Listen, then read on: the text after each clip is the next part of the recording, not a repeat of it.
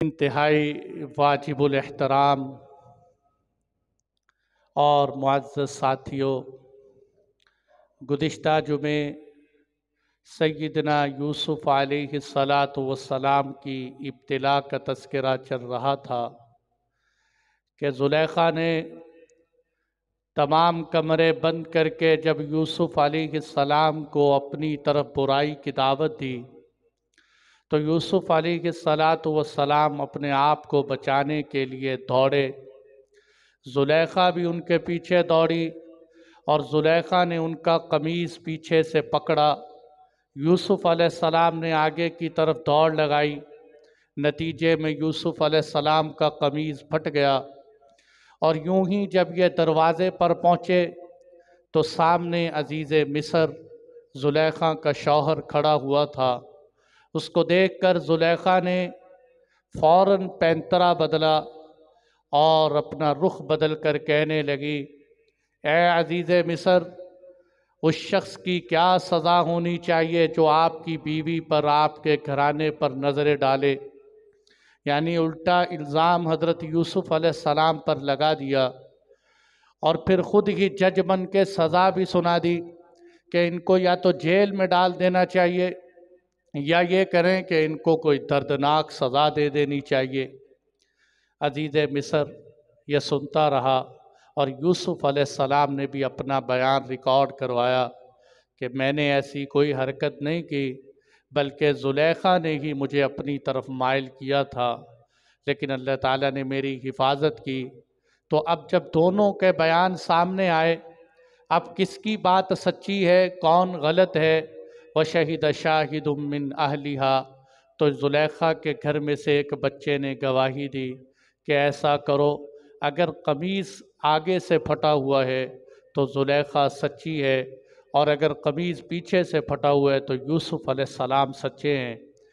پھر آپ حضرات کو میں نے بتلایا تھا کہ 5 بچوں نے ماں کی گود میں بات کی، انہی میں سے ایک یہ بچہ بھی تھا۔ جب اس کے بیان کے موافق دیکھا گیا تو یوسف علیہ السلام کا قمیض واقعتاً پیچھے سے پھٹا ہوا تھا۔ یہ بات ثابت ہو گئی کہ یوسف علیہ السلام سچے ہیں، زلیخا جھوٹی ہے۔ تو آج کے اس جمعے میں جب عزیز مصر نے وہ سارا قصہ دیکھ لیا اور سمجھ گیا، سمجھدار آدمی تھا، اس وقت کے وزیر سمجھدار ہوتے، بڑے دانشور ہوتے، اس نے جب دیکھا سارا قصہ پتہ چل گیا، گواہی بھی بتا رہی ہے کہ یوسف علیہ السلام سچے ہیں، تو اس نے سچائی کو تسلیم کرتے ہوئے اور بات کی تہ تک پہنچتے ہوئے فوراً اپنی بیوی کو مخاطب کر کے کہا، اِنَّهُ مِن کَیدِکُن، اور پھر کائنات جہاں کی ساری عورتوں کی خصلت بتائی، اِنَّ کَیدَکُنَّ عَظِیمٌ، اپنی بیوی سے کہا کہ یہ سب تیرا کیا در ہے، یہ سب تیری تدبیریں، یوسف علیہ السلام سے کوئی غلطی اور خطا نہیں ہوئی، نہ یوسف علیہ السلام نے تیرے اوپر نظر ٹکائی ہے، یہ سب کا سب تیرا قصور ہے۔ اور پھر ساری جہاں کی عورتوں کو مخاطب کر کے کہا، اِنَّ کَیدَکُنَّ عَظِیمٌ، کہ تم عورتوں کا مکر ہے ہی بہت بڑا، تم ہے ہی بہت چال باز ہو۔ میرے دوستو، اس لیے آپ صلی اللہ علیہ وسلم نے فرمایا، النساء حبائل الشیطان، کہ عورتیں شیطان کی رسیاں ہوتی ہیں۔ آپ صلی اللہ علیہ وسلم عید کی نماز پڑھانے جا رہے تھے، آپ نے فرمایا عورتیں ناقصات العقل ہیں، لیکن یہ بڑے سے بڑے عقل مند انسان کو الو بنا دیتی ہیں، بڑے سے بڑے سمجھدار انسان کو پاگل بنا دیتی ہیں۔ تو یہ عورتوں کی خصلت، اِنَّ کَیدَکُنَّ عَظِیمٌ، اور دیکھیں قرآن کہتا ہے اِنَّ کَیدَ الشَّیطَانِ کَانَ ضَعِیفًا، کہ شیطان کا مکر ضعیف ہے، عورتوں کا مکر عظیم ہے۔ یعنی قرآن نے شیطان کے مکر سے بڑا مکر بتلایا ہے عورتوں کا، اِنَّ کَیدَکُنَّ عَظِیمٌ، تمہاری تدبیریں، تمہاری چالیں بہت بڑی خطرناک ہیں۔ اور میرے دوستو، اگر حقیقت میں دیکھا جائے تو یہ سارا فساد اور بگاڑ بلکہ جس کے پیچھے یہ ہاتھ دھو کے پڑ جائیں اس کا بیڑا غرق ہو جاتا ہے۔ ان کیدکن عظیم، اس لیے کہ آپ دیکھیں کہ شادی سے پہلے بیٹا کیا بات ہے میرے بیٹے کی، بڑا لاڈ والا ہے، بڑی محبت کرتا ہے، اب شادی ہو گئی، اب منہ بنا کے بیٹھی ہوئی، کیا ہو گیا؟ یہ تیری بیوی یہ کسی کام کی ہے؟ نہ اس کو پکانا آتا ہے، نہ اس کو برتن دھونے آتے ہیں، نہ اس کو ملنا جلنا آتا ہے، کس کام ہے؟ دفع کر اس کو۔ اور یہی عورتیں آزادی آزادی لیے پھرتی ہیں، پتہ نہیں کس بات کی آزادی چاہیے ان کو۔ میں حیران ہوتا ہوں کہ آزادی کس بات کی؟ صبح صبح ایک بندہ اٹھتا ہے، وہ ریڑھی پہ بیٹھ کے سبز منڈی میں جا رہے سبزی لا کے بیچے، کوئی جناب سائیکل اٹھا کے میلوں سفر کر کے دودھ لاتا ہے، وہ بازار میں بیچنے جا رہے۔ مولوی صاحب صبح صبح اٹھتے ہیں، وہ بچوں کو پڑھانے کے لیے مسجد کی طرف آ رہے ہیں، کوئی بابو صاحب ہیں وہ دفتر کی طرف جا رہے ہیں، اور کوئی مسٹر صاحب ہے وہ پڑھانے کے لیے جا رہے ہیں۔ اور جب شام کو تھکے تھکائے گھر میں آتے ہیں تو سامنے کھڑی ہو جاتی ہے، میں کوئی نوکر ہوں؟ برتن بھی میں دوں، بچے بھی میں سنبھالوں، گھر کی صفائی بھی میں کروں، میں نے ٹھیکہ لے رکھے؟ اور بھائی جس نے سارا دن وہاں تھکا تھکایا آیا تمہارے پاس، فجر کی نماز سے لے کر عشاء تک تیرے لیے محنت کر کے کما کے تجھے لا کے دیتا ہے، تجھے کون سی آزادی چاہیے؟ اور جب یہ گھر آتے ادھر ساس کی ماں کی ڈانٹ پڑی کہ اس کو جدا کر دے، اب کمرے میں بیوی کے پاس گیا کہ شاید کوئی خیر ملے، وہ بھی آگے سے چڑیل ہے، وہ کہتی ہے کہ نہیں بھائی میں تیری ماں کے ساتھ رہنا ہی نہیں چاہتی، اپنی ماں کو کہو کوئی اور گھر دیکھو، ہم اپنا گھر دے۔ وہ کہے میری ماں نے مجھے پالا ہے، بڑا کیا ہے، پوسا ہے، میری ساری خدمت، نہیں نہیں میں نہیں اس کے ساتھ رہنا تو اس لیے اللہ تعالیٰ کی حفاظت فرمائے۔ وہ اکبر جو ہے نا کہا کرتے تھے، بہت بڑے شاعر تھے، انہوں نے کہا بے پردہ نظر آئیں، بے پردہ نظر آئیں جو مجھے چند بیویاں، اکبر غیرت قومی سے زمین میں گڑ گیا، غیرت قومی سے اکبر زمین میں گڑ گیا، پوچھا جو میں نے ان سے آپ کا پردہ کدھر گیا، کہنے لگی عقل پہ مردوں کے پڑ گیا۔ پوچھا جو میں نے ان سے آپ کا پردہ کدھر گیا، کہنے لگی عقل پہ مردوں کے پڑ گیا۔ تو اسی لیے قرآن کہتا ہے ان کیدکن عظیم، کہ تمہارا مکر، تمہاری چال بہت بڑی ہے۔ اب ہمارا بیان چونکہ خواتین بھی سنتی ہیں، غصہ نہ کر جائیں، تو اس لیے ان کے بھی تھوڑے سے فضائل سنا دوں کہ عورت اگر عورت بنے اور صحیح بنے تو اللہ تعالیٰ نے اس کو بہت مقام دیا ہے، بڑی عزت دی۔ دیکھیں حضرت رابعہ بصریہ رحمۃ اللہ علیہ سے کسی نے کہا کہ تم بڑے عورتوں کے فضائل سناتی ہو، کس کام کی عورتیں ہیں، مردوں کے فضائل کا کیا کہنے؟ آج تک جتنے نبی پیدا ہوئے ہیں مردوں میں ہوئے، کوئی عورت نبی نہیں آئی۔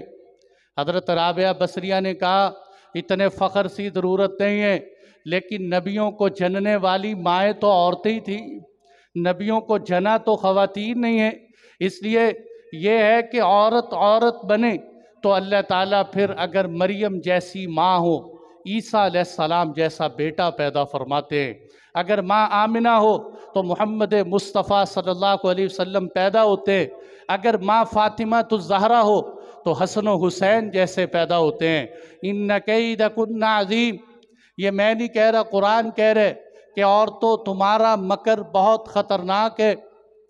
اب جب یوسف علیہ السلام کا سارا قصہ عزیز مصر کے آگے کھل کے آ گیا، اس نے کہا یوسف اعرض عن ھذا، یوسف مجھے پتہ چل گیا کہ تو سچا ہے، تو جھوٹا نہیں ہے، لیکن چھوڑ دے اس بات کو، رفع دفع کر دے، یہی ختم کر دے۔ وہ ہمارے پنجابی میں کہتے ہیں نا مٹی پاؤ، اس گالتے مٹی پاؤ، ختم کر دو اس کو یہیں۔ اعرض عن ھذا، چھڑ دے یار، جان دے، اعرض عن ھذا، چھوڑ دو یہیں کہ یہ بات ختم ہو جائے۔ اگر عزیز مصر اور بادشاہ کی بیوی کی اتنی رسوائی کی باتیں باہر چلی گئیں تو لوگ ہمیں ملامت کریں۔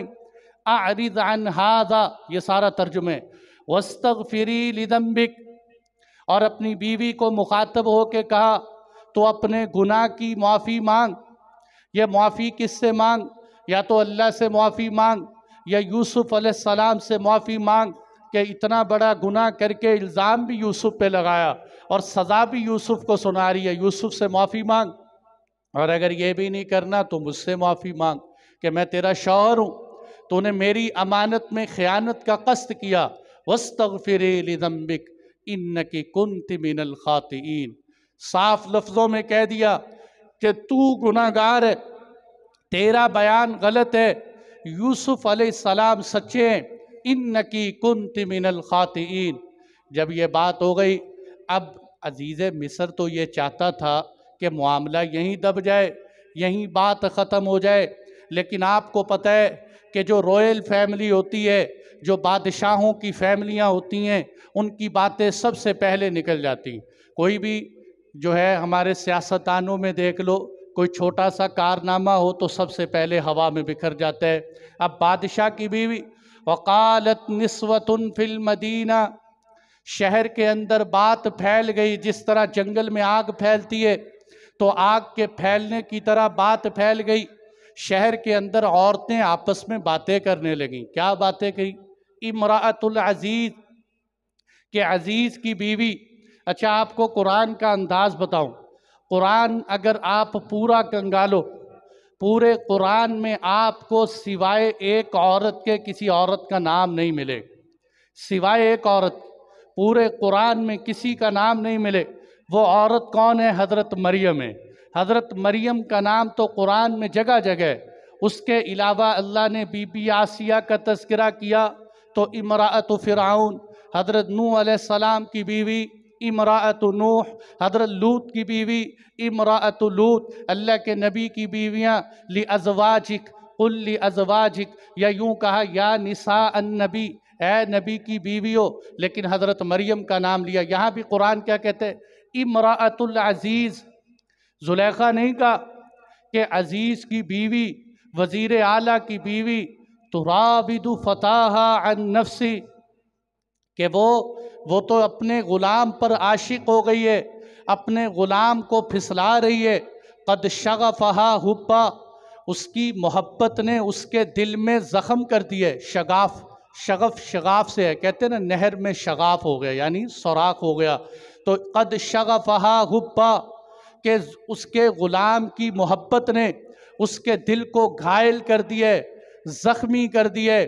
اِنَّا لَنَرَاهَا فِي ضَلَالٍ مُبِينٍ، ہم تو اس کو بڑی کھلی ہوئی گمراہی میں دیکھتے ہیں کہ اتنے اونچے گھرانے کی بیوی ہو کر، منکوحہ ہو کر، مقتدر ہو کر، اور جناب مالک ہو کر ایک غلام پہ عاشق ہو گئی۔ اتنے بڑے گھرانے کی ایک نوکر ملازم غلام پر عاشق ہو گئی۔ اِنَّا لَنَرَاهَا فِي ضَلَالٍ مُبِينٍ۔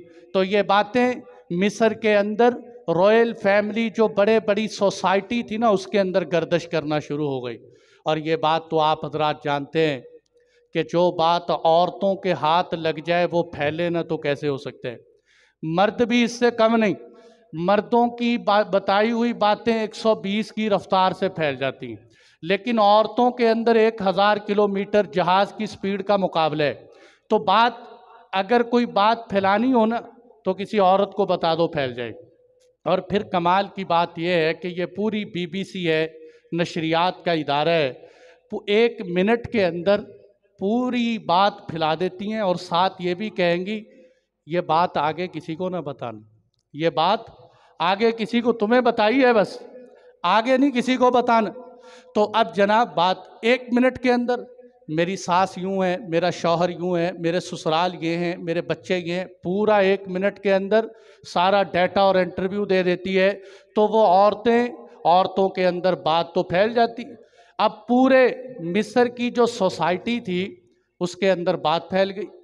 فَلَمَّا سَمِعَتْ بِمَكْرِهِنَّ، جب عزیز مصر کی بیوی نے، زلیخا نے ان کے مکر کو سنا کہ میرے بارے میں تو مصر کی عورتیں باتیں کرنے لگ گئی کہ ایک غلام کے ساتھ زلیخا اپنا دل دے بیٹھی، اسی پہ عاشق ہو گئی۔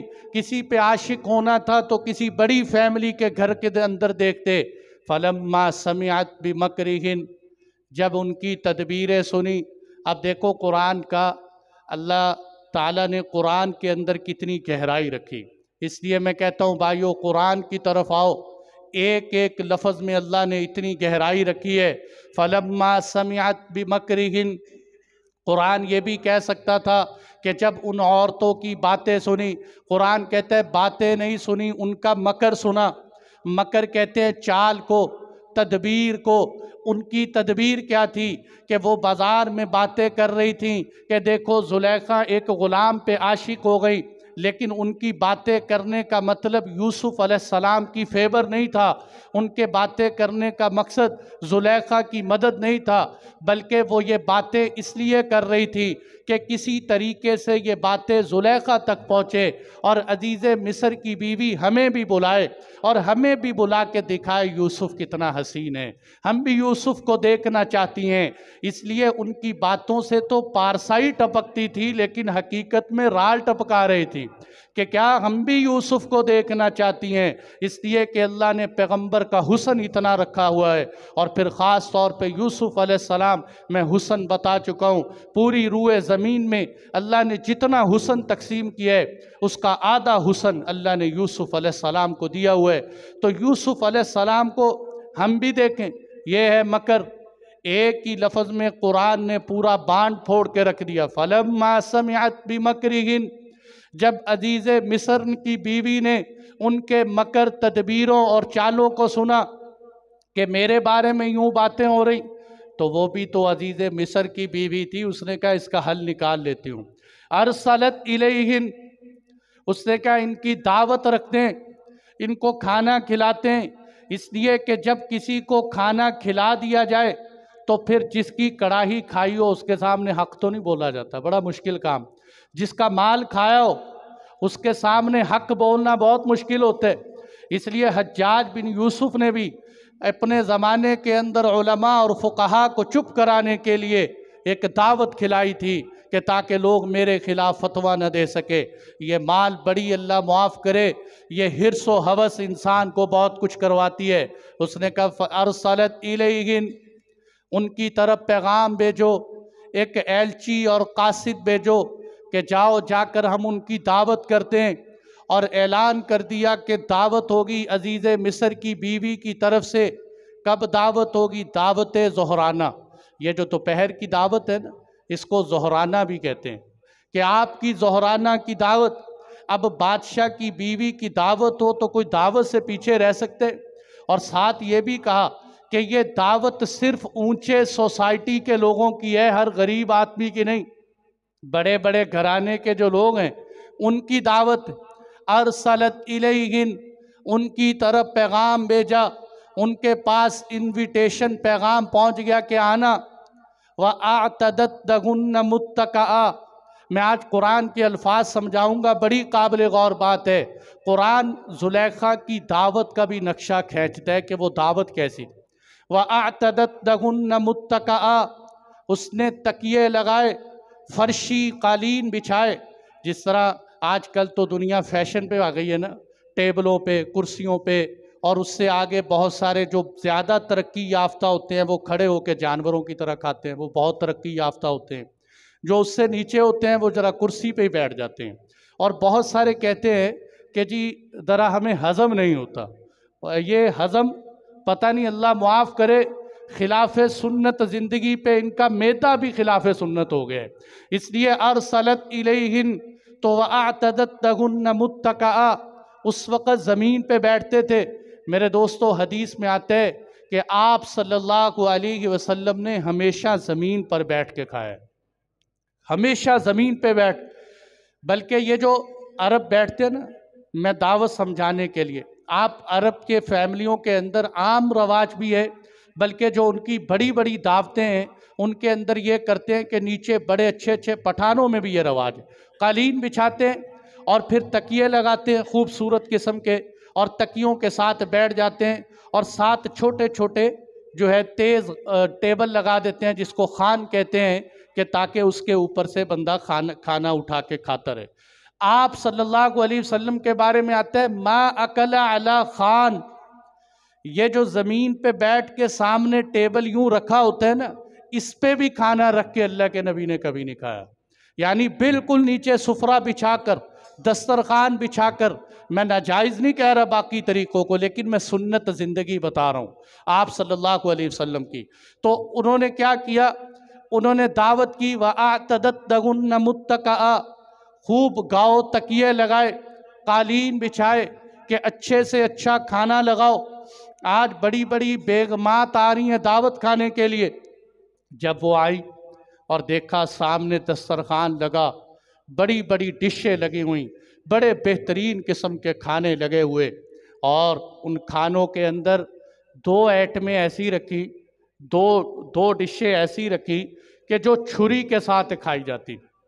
जैसे फल लगा लो, फल संतरा वगैरह छुरी से काटेंगे तो खाएं, इस तरह के फल भी रख दिए। और मुफस्सिरीन ने लिखा है कि दूसरी आइटम, जिस तरह अब भी अरबों के यहाँ पूरा पूरा बकरा रोस्ट कर लेते हैं, पूरा पूरा, तो इस तरह कोई बड़े से बड़ा गोश्त, अब बकरा पूरा पूरा वो कहाँ से हाथ से खाएं, तो उसको भी छुरी से काट के खाना पड़ता है। तो बड़ा बड़ा गोश्त रोस्ट नुमा उनके सामने रखा, मुंह में पानी नहीं लाना, तज़किरा करने में क्या है, समझाने के लिए। वअतदत लहुन्ना मुत्तक़आ, टेक लगाई, और वआतत कुल्ल वाहिदतिन मिनहुन्ना सिक्कीना, हर एक को छुरी भी पकड़ा दी, और खूबसूरत छुरी और उनके सामने रख दी। बड़ा ज़बरदस्त नक्शा कुरान खींचता है, वआतत कुल्ल वाहिदतिन मिनहुन्ना सिक्कीन, अरबी में छुरी को कहते हैं, छुरी दे। वक़ालत इख़रुज अलैहिन, उधर यूसुफ़ अलैहिस्सलाम एक कमरे में बैठे हुए, यूसुफ़ अलैहिस्सलाम को नहीं पता कि बाहर एग्ज़ामिनेशन हाल तैयार हो गए, मेरा इम्तिहान फिर होने वाला है। इनको तो अजीज़ मिस्र की बीवी ने इकट्ठा किया था कि बड़ी आई ताने मारने वाली, अब मैं देखती हूँ यूसुफ़ के सामने कितना ठहरती हैं। दस्तरखान लगे हूँ, उधर कमरे से यूसुफ़ अलैहिस्सलाम को आवाज़ दी, उख़रुज अलैहिन, यूसुफ़ ज़रा बाहर आना, यूसुफ़ थोड़ी देर के लिए आना। अब यूसुफ़ अलैहिस्सलाम की सफाइयाँ तो हो चुकी पहले, उन्होंने कहा शायद मैं इस घर का ग़ुलाम हूँ, ख़रीदा हुआ हूँ, कोई काम होगा। हज़रत यूसुफ़ अलैहिस्सलाम जैसे ही बाहर आए, देखा कि यहाँ तो पूरा हाल तैयार है, ख़वातीन बैठी हुई। जैसे ही यूसुफ़ अलैहिस्सलाम को देखा, फ़लम्मा रअयनहु, जब उन औरतों ने यूसुफ़ अलैहिस्सलाम को देखा, अकबरनहु, यूसुफ़ अलैहिस्सलाम की शख्सियत का उन पर रोब तारी हो गया। आपके हुस्न को देखकर उन पे एक रोब तारी हो गया। आपका जमाल देखा तो जमाल से पता चल गया। ज़ुलेखा ने नहीं बताया कि यूसुफ़ आ रहे, ये वो ग़ुलाम आ रहा है जिसके बारे में तुम मुझे ताना देती हो, ये आगे चल के बताएगी। लेकिन यूसुफ़ अलैहिस्सलाम का हुस्न देखकर हैरान हो गई। अकबरनहु, मैं कहता हूँ भाइयों, नबी होते ही वो हैं कि जिनको किसी मजलिस में अपना तारुफ कराना नहीं पड़ता, वो जाते हैं, उनके हुस्न को देखकर अपने और पराए सब समझ जाते हैं कि ये नबी आ रहे हैं। हुजूर सल्लल्लाहु अलैहि वसल्लम जब मदीनातुल मुनव्वरा में एंटर हुए, बड़ी खूबसूरत अंदाज में अल्लाह के महबूब ऊँटनी पर बैठे हुए, आप सल्लल्लाहु अलैहि वसल्लम जैसे ही पहाड़ी के ऊपर से यूँ निकले, छोटी छोटी बच्चियाँ जिन्होंने कभी अल्लाह के नबी को देखा नहीं, पहली नज़र जब हुजूर पर पड़ी, अल्लाह के महबूब यूँ निकले तो फ़ौरन ज़ुबान से कहा, तलअल बद्रु अलैना मिन सनियातिल वदाई वजब शुक्र अलैना मा दआ लिल्लाहि दाई। वो देखो पहाड़ियों के पीछे से 14वीं का चाँद तुलू हो चुके हैं। अल्लाह के महबूब सल्लल्लाहु अलैहि वसल्लम के चेहरे को देखते ही हज़रत अब्दुल्ला बिन सलाम फरमाते हैं, मैं अपनी फूफी के साथ खजूरें तोड़ा और अल्लाह के महबूब मदीने में एंटर हो रहे। जैसे ही मैं खजूरें तोड़ना, नीचे से मेरी फूफी कहने लगी, अब्दुल्ला बिन सलाम, अगर तू आखिरी पैगंबर देखना चाहते, सिर्फ तौरात में निशानियाँ पड़ी, अगर आखिरी पैगंबर देखने, देख वो पहाड़ियों के पीछे आ रहे। अब्दुल्ला बिन सलाम फरमाते हैं, मुझे खुशी के मारे खजूरें भी ज़मीन पे रखनी याद नहीं रही, मैं खजूरें हाथ में लेके ही भाग पड़ा। अभी मुसलमान नहीं, खजूरें लेके भाग पड़े। जैसे ही हुजूर सल्लल्लाहु अलैहि वसल्लम के सामने गए, आपको देखा, देखते ही कहा, इन्नल वजह लैसा बिवजहिन कज़्ज़ाब, कि खुदा की कसम ये चेहरा झूठा नहीं हो सकता। یہ چہرہ جھوٹا نہیں ہو سکتا۔ آپ صلی اللہ علیہ وسلم کی پہلی زیارت، ایک اور چھوٹا سناؤں، حضرت عبداللہ بن مسعود فرماتے ہیں کہ جب میں اللہ کے نبی کو مکہ المکرمہ میں دیکھنے کے لیے آیا تو مکہ کے باہر چھاؤنیاں لگائی ہوئی تھی کہ جو آدمی باہر سے کوئی مسافر آئے اگر تو وہ کہے میں زمزم پینے آیا ہوں تو جانے دیں، اگر کوئی طواف کے لیے آیا ہے تو جانے دیں، لیکن اگر کوئی یہ کہے کہ اللہ کے نبی سے ملنے آیا ہوں تو اس کا خیال رکھنا کہ وہ کدھر جاتے۔ حضرت عبداللہ بن مسعود آئے، کہتے مجھے پتہ نہیں، میں نے ان سے کہہ دیا کہ میں تو اس شخص سے ملنے کے لیے آیا ہوں جو نبوت کا دعویٰ کرتے ہیں۔ تو جب یہ بات کہی حضرت عبداللہ بن مسعود کے ساتھ انہوں نے جاسوس لگا دیے اپنے، آپ لوگوں سے پوچھتے، لوگ بھٹکا دیتے۔ کہتے ایک دن میں حرم کے صحن میں داخل ہوا، اللہ کے محبوب صلی اللہ علیہ وسلم بیت اللہ کے پاس کھڑے ہوئے، کسی نے مجھے نہیں بتایا، میں نے فوراً چہرہ دیکھ کے کہا کہ یہی آخری پیغمبر حضرت محمد مصطفیٰ صلی اللہ علیہ وسلم ہے۔ تو حضرت یوسف علیہ السلام آئے، آپ کے چہرے پہ نظر پڑی، دیکھتے ہی اکبر نہ ہو، انہوں نے سمجھ گئے کہ یوسف علیہ السلام کوئی بڑا آدمی ہے، یہ غلام نہیں ہے، یہ کوئی نوکر نہیں ہے، یہ کوئی بڑی شخصیت ہے۔ وَقَطَّعْنَ أَيْدِيَهُنْ، انہوں نے اپنے ہاتھ کاٹ لیے۔ یہ دو تفسیریں سنا رہا ہوں، سمجھنا مفسرین نے لکھی ہیں، دو قول ہیں، اور اگر مفسرین کسی تفسیر میں دو قول یا کچھ قول نقل کرے اور ان میں سے کوئی قول آپ کے دل کو لگتا ہو تو آپ اس کو لے سکتے ہیں، کیونکہ یہ آپ کی من پسند نہیں۔ تو پہلا قول جو مفسرین نے لکھا وہ بتا رہا ہوں، دوسرا جو میرے دل کو لگا وہ بتاؤں۔ وَقَطَّعْنَ أَيْدِيَهُنْ، کہ جیسے ہی یوسف علیہ السلام کو دیکھا، آپ کے حسن کے اندر اتنی مبہوت ہوئی، آپ کے حسن کو دیکھ کے اتنا مدہوش ہوئی کہ ادھر ادھر کی کوئی فکر نہیں، یہ پتہ نہیں کہ چھری سنگترے پر ہے، یہ پتہ نہیں کہ چھری پھل کے اوپر ہے، یہ پتہ نہیں کہ چھری گوشت کاٹ رہی ہے، اور یوسف علیہ السلام کو دیکھ رہی ہیں۔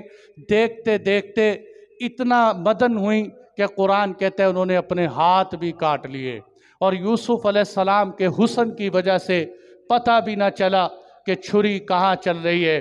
اس لیے اماں عائشہ رضی اللہ عنہ فرمایا کرتی تھی کہ عزیز مصر کی عورتوں نے یوسف علیہ السلام کو دیکھا تو یوسف علیہ السلام کے حسن کی وجہ سے اپنی انگلیاں کاٹ لیں، اگر وہ میرے محبوب کو دیکھ لیتی، اگر اللہ کے نبی کے چہرے کا دیدار کرتی تو یہ چھری انگلیوں پہ نہیں اپنے دلوں پہ چلا لیتی۔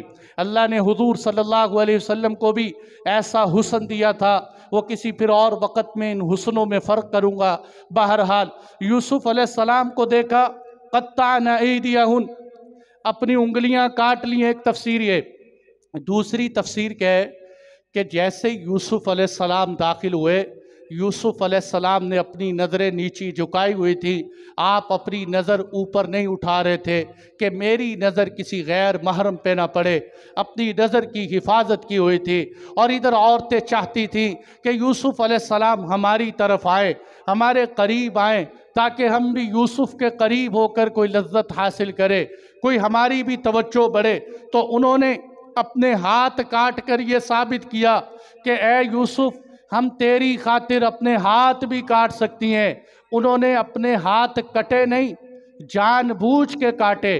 وَقَطَّعْنَ أَيْدِيَهُنْ، تاکہ یوسف علیہ السلام ہماری طرف آ جائے۔ اس کو ایسے سمجھ لیں، آج سارا جمعہ ہی عورتوں پہ جا رہے ہیں، اس کو ایسے سمجھ لیں کہ عورتوں کے پاس دو ہتھیار ہوتے ہیں۔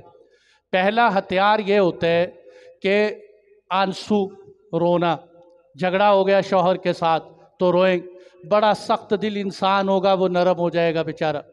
اور پھر کیا ہوگا جب یہ بھی نہ چلے تو دوسرا ہتھیار وہ کیا ہے، وہ کہے گی جا تو صحیح، تو چلے جا، یہاں جانے، میں تیرے پیچھے خودکشی کر لوں گی، میں نہر میں کود جاؤں گی، میں مر جاؤں گی، میں زہر کھا لوں گی۔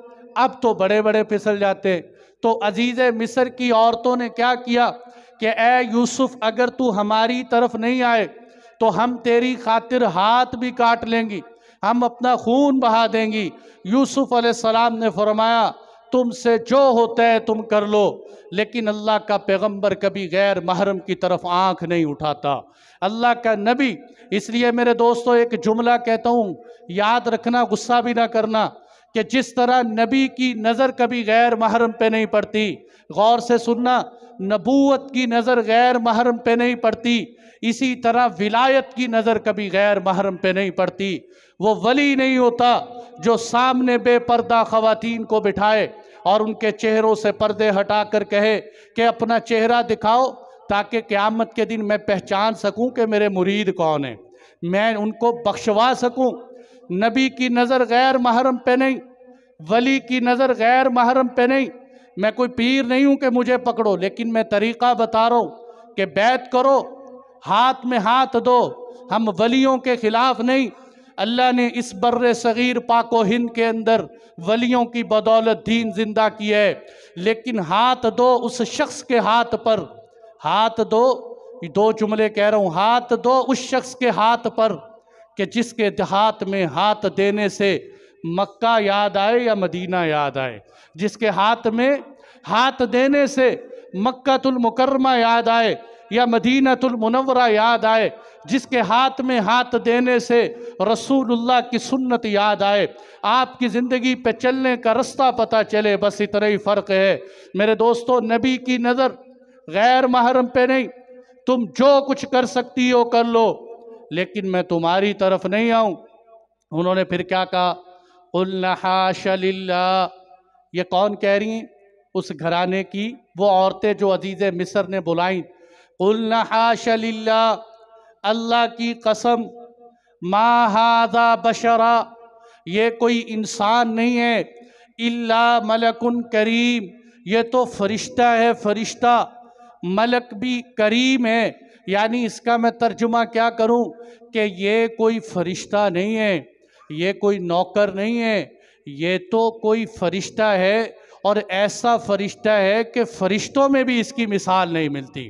إِلَّا مَلَكٌ کریم، اتنا خوبصورت ہے، اتنا معزز ہے۔ اب ان کو شرمندگی ہوئی کہ ہم تو ان کو کیا تانے دیتے، إِلَّا مَلَكٌ کریم، یہ تو معزز ترین فرشتہ ہے۔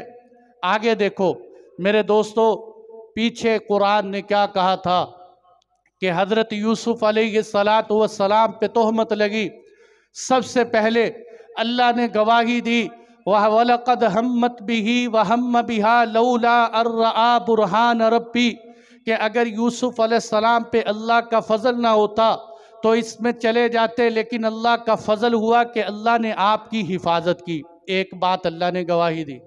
دوسری گواہی، وَشَهِدَ شَاهِدٌ مِّنْ أَهْلِهَا، عزیز مصر کے گھرانے سے ایک چھوٹے سے بچے نے گواہی دی۔ تیسری گواہی عزیز مصر نے دروازے پہ کھڑے ہو کر دی کہ غلطی اِنَّكِ كُنْتِ مِنَ الْخَاطِئِينَ، اے زلیخا غلطی تیری ہے۔ اب بچے کی گواہی، اللہ تعالیٰ کی گواہی، عزیز مصر کی گواہی، اب قرآن کہتے ہیں کہ سب کی گواہیاں اکٹھی ہو گئی ہیں، لیکن زلیخا اس وقت کمرے میں تو تھی یا یوسف علیہ السلام تھے، تیسرا کوئی اور نہیں تھا، مجھے تیری بھی گواہی چاہیے۔ ان عزیز مصر کی عورتوں کے سامنے کھڑے ہو کر میرے یوسف کی پاکی کو بیان کر۔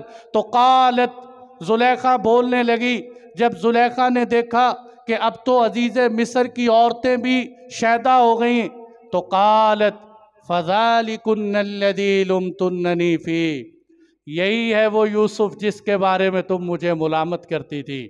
فَذَلِكُنَّ الَّذِي لُمْتُنَّنِي فِيهِ، اب بتاؤ کہ میں نے اس پہ دل ایسے ہی تو نہیں دیا، یہی ہے وہ یوسف علیہ السلام جس کے بارے میں تم جو ہے مجھے تانے دیتے ہو۔ اب آگے، وَلَقَدْ رَاوَدتُّهُ عَن نَفْسِهِ، میں نے ہی پھسلایا تھا یوسف علیہ السلام کو، میں نے ہی دروازے بند کیے تھے، میں نے ہی تالے لگائے تھے، میں نے ہی یوسف علیہ السلام کو اپنی طرف بلایا تھا۔ کیا انداز ہے قرآن کا کہ عزیز مصر کی بیوی کا بیان بھی ریکارڈ کروایا، اور کن کے سامنے؟ عزیز مصر کی عورتوں کے سامنے، تاکہ پورے مصر کے اندر یوسف کی عصمت کا ڈنکا بج جائے، کہ یوسف علیہ السلام کی عصمت اور شہرت پھیل جائے۔ وَلَقَدْ رَاوَدتُّهُ عَن نَفْسِهِ فَاسْتَعْصَمَ، میں نے ہی ان کو پھسلایا تھا، فَاسْتَعْصَمَ، لیکن یہ بڑے پکے رہے، مضبوط رہے، اپنی عصمت بچائی رکھی کہ یوسف علیہ السلام اپنے آپ کو گناہوں سے محفوظ رکھا، فاستعصم، اپنی عصمت کو محفوظ رکھے۔ اس لیے میرے دوستو، پیغمبر جو ہیں اپنی عصمت کی بڑی حفاظت کرتے ہیں۔ وَلَئِن لَّمْ يَفْعَلْ مَا آمُرُهُ، پھر زلیخا نے کہا کہ پہلے تو میں چھپ چھپ کے کہتی تھی، اب میں کھل کے اعلان کرتی ہوں۔ وَلَئِن لَّمْ يَفْعَلْ مَا آمُرُهُ، اگر یوسف علیہ السلام نے میری حکم دی ہوئی بات نہ مانی، میری خواہش پوری نہ کی، لَيُسْجَنَنَّ وَلَيَكُونَ مِنَ الصَّاغِرِينَ، تو میں یوسف علیہ السلام کو جیل میں ڈال دوں گی۔ یوسف علیہ السلام نے بھی فرمایا، اے اللہ، رب السجن احب الی مما یدعوننی الی، اے اللہ مجھے جیل میں جانا زیادہ پسند ہے بنسبت اس کے جس کی طرف مجھے یہ بلا رہی ہے۔ میں گناہ کی طرف نہیں جاؤں گا، لیکن میں جیل میں جانا برداشت کر لوں گا۔ یوسف علیہ السلام نے جیل میں جانے کو پسند کیا۔ تو میرے دوستو، آخری واقعہ سنا کے ٹائم پورا ہو گیا کہ جیل میں جانا، کہ میں جیل میں تو چلا جاؤں گا، برائی کی طرف نہیں جاؤں گا۔